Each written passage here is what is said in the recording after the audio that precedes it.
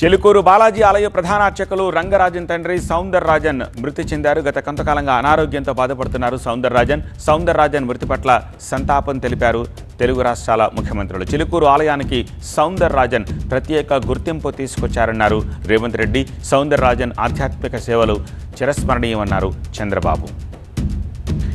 వీసాల దేవుడిగా పిలిచే చిలుకూరు వెంకటేశ్వరుడు ఎంత ఫేమసో దానికి ప్రధాన అర్చకుడిగా ఇన్నాళ్లు పనిచేసిన సౌందరరాజన్ కూడా అంతే సుపరిచితం.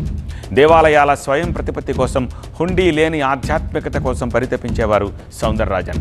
దేవుడి ముందు అందరూ సమానమే, విఐపీలు సామాన్యులంటూ భేదభావాలు లేవని పదే పదే చెప్పేవారు. చిలుకూరులో దాన్నే పాటించేవారు.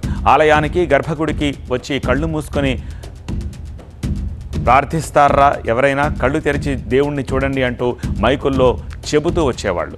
జనవరి 1 లాంటి సందర్భాల్లో వెర్రెక్కినట్లు గుడికి రావాల్సిన అవసరం లేదు, మామూలు రోజుల్లోనూ అదే దేవుడు ఇక్కడ ఉన్నాడంటూ చెప్పేవారు.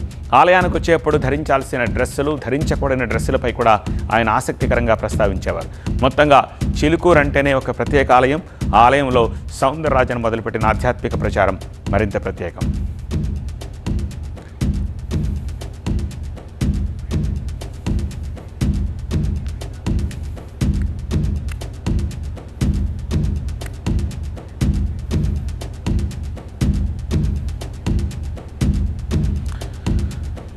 గత కొంతకాలంగా అనారోగ్యంతో బాధపడుతున్నారు సౌందరరాజన్ మృతి పట్ల తెలుగు రాష్ట్రాల ముఖ్యమంత్రులు సంతాపం తెలిపారు. చిలుకూరు ఆలయానికి సౌందరరాజన్ ప్రత్యేక గుర్తింపు తీసుకొచ్చారన్నారు రేవంత్ రెడ్డి. సౌందరరాజన్ ఆధ్యాత్మిక సేవలు చిరస్మరణీయమని చంద్రబాబు కొనియాడారు.